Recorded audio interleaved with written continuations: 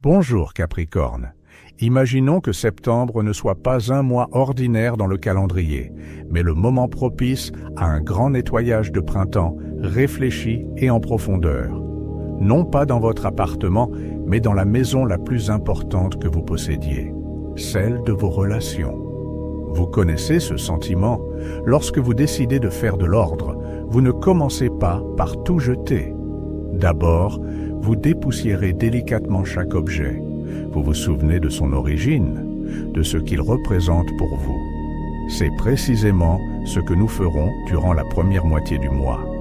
La première des 2 éclipses d'automne approche, et elle est comme ce moment où vous trouvez quelque chose de très précieux et presque oublié dans une vieille boîte. Ce n'est pas le temps des mouvements brusques, mais d'un rapprochement silencieux. Elle vous invite à ouvrir la porte de votre monde intérieur un peu plus largement que d'habitude.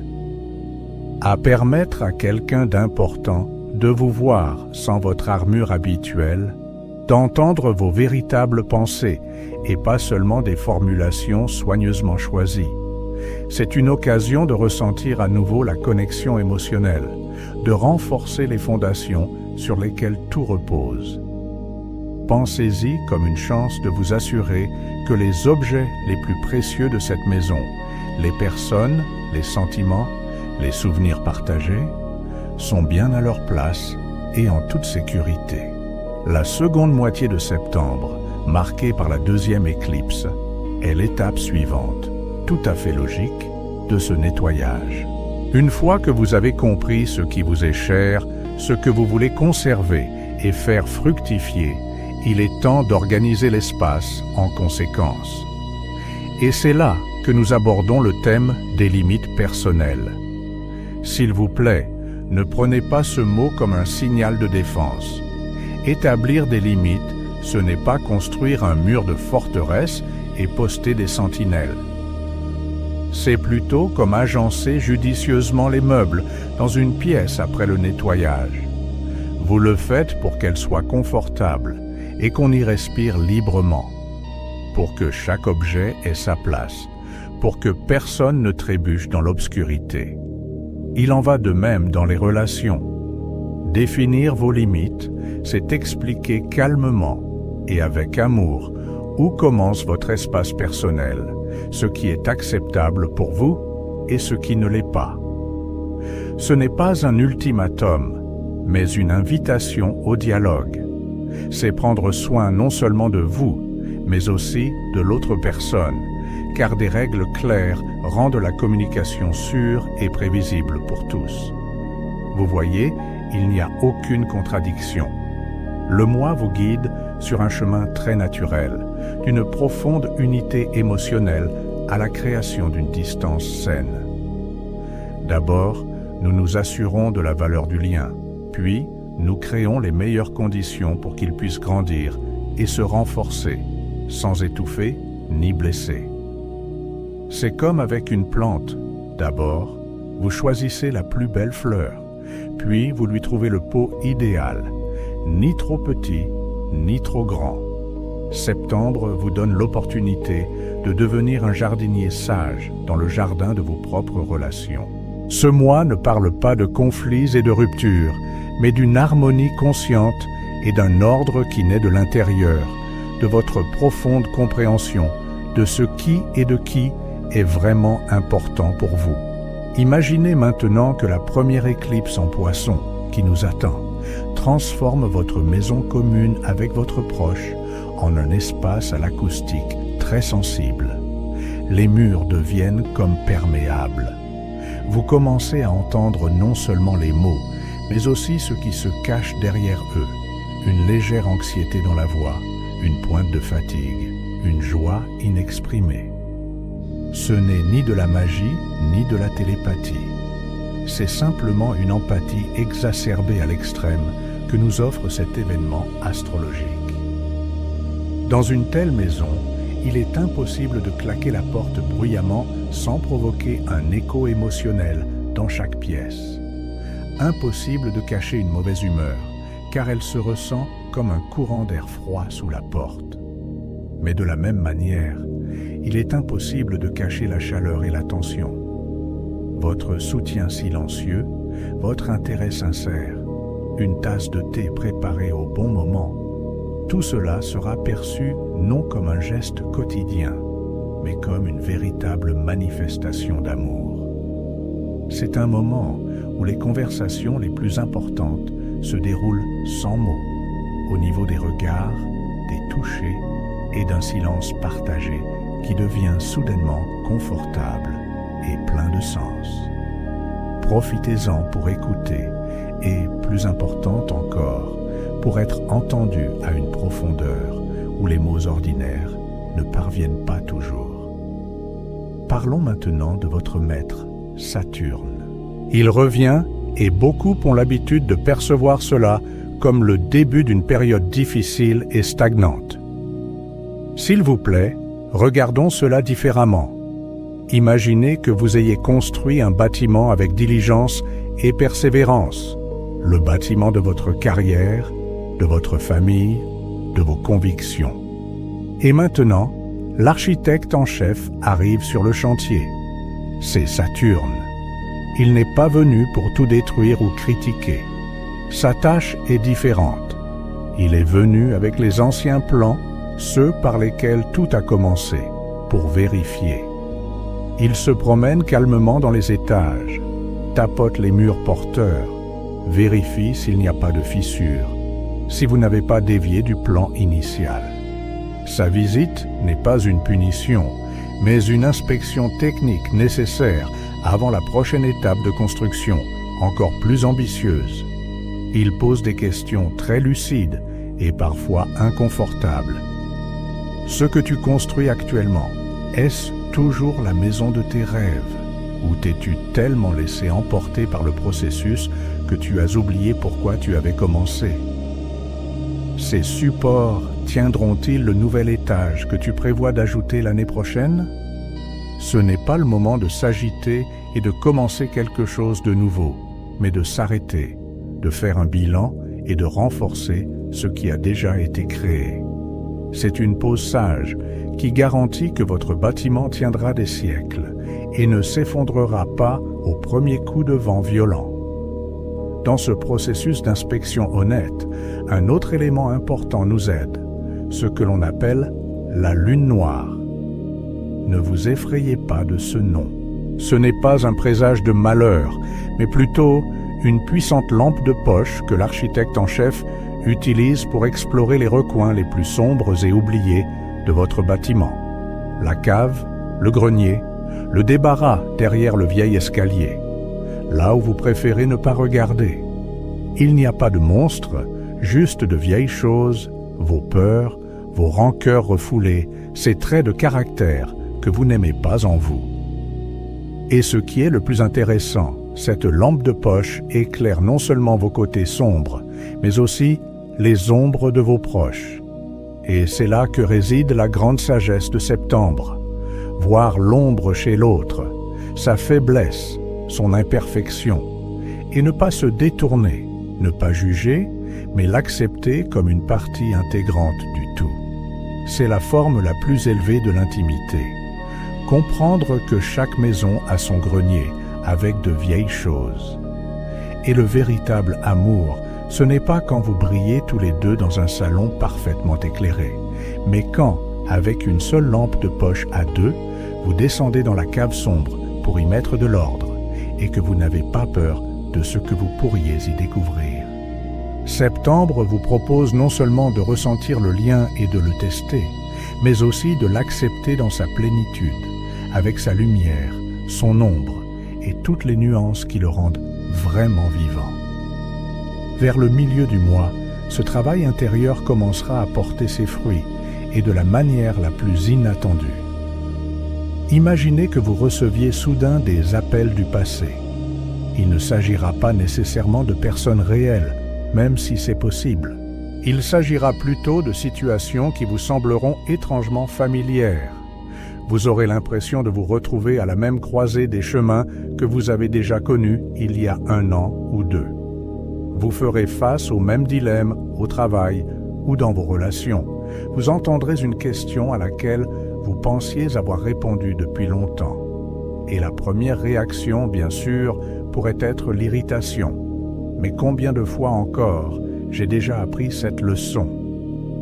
Mais l'univers n'essaie pas de vous faire tourner en rond. Il vous restitue simplement votre ancienne carte du terrain, éprouvée par le temps. Vous souvenez-vous comment vous avez trouvé la sortie de ce labyrinthe la dernière fois? Vous souvenez-vous quel chemin était une impasse et lequel menait au but? Maintenant, vous n'avez rien à inventer. On vous donne la chance d'utiliser votre propre expérience, honnêtement acquise, comme le navigateur le plus fiable. C'est comme trouver une boussole usée, mais absolument précise, dans un vieux sac à dos. Vous savez déjà comment cela fonctionne. Vous savez déjà où sont les pièges. Utilisez cette sagesse pour parcourir cette fois le même chemin, non pas avec l'anxiété d'un explorateur, mais avec la confiance d'un voyageur expérimenté qui sait exactement où il va et pourquoi. Cette confiance, fondée sur l'expérience passée, constituera un excellent terreau pour ce que Mars en Balance apportera à votre vie. Si jusqu'à présent nous parlions de la maison intérieure et de son acoustique, imaginez maintenant que toutes les portes de cette maison, et même la porte d'entrée, ne sont pas simplement déverrouillées, mais grand ouvertes et accueillantes. Mars en Balance, c'est l'énergie de la diplomatie, d'une communication légère et constructive. C'est comme s'il huilait toutes les charnières du monde pour qu'elles ne grincent pas. C'est le moment de parler et il le faut. Les mots ne restent pas coincés dans la gorge, ils se posent facilement et précisément. Les gens autour de vous sont disposés non pas à se disputer et à prouver qu'ils ont raison, mais à écouter et à négocier. C'est le moment idéal pour avoir ces conversations sur les limites dont nous avons parlé plus tôt. Mais pas seulement. C'est une chance de nouer des contacts, appeler un vieil ami, initier une réunion importante au travail, faire connaissance avec les voisins. Les gens sont ouverts. Ils sont prêts au dialogue. Votre tâche est simplement de faire le premier pas et d'entrer par cette porte ouverte. Vous n'aurez pas à la forcer ou à frapper longtemps. Il suffit de frapper poliment et de sourire. C'est le moment de construire des ponts, pas des murs. Un moment où une conversation sincère peut faire plus pour les relations que des mois de réflexion silencieuse.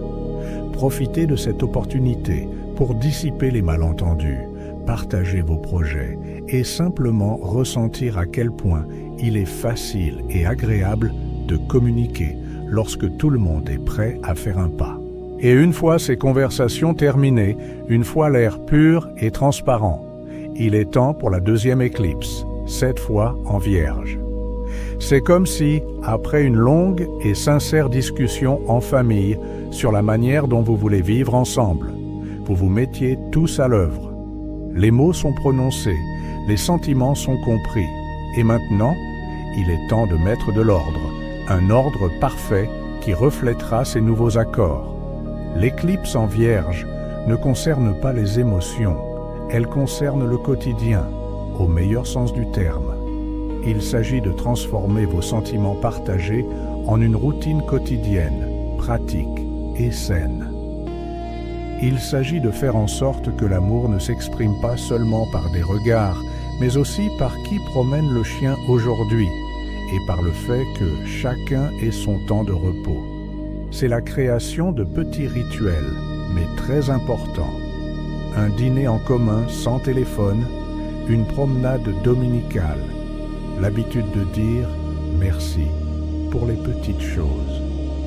La Vierge aide à prendre tout ce qui est grand et important que vous avez ressenti au début du mois et à l'intégrer dans la vie quotidienne, afin que cela ne reste pas un simple beau souvenir, mais devienne un système de soutien fiable et fonctionnel pour chaque jour.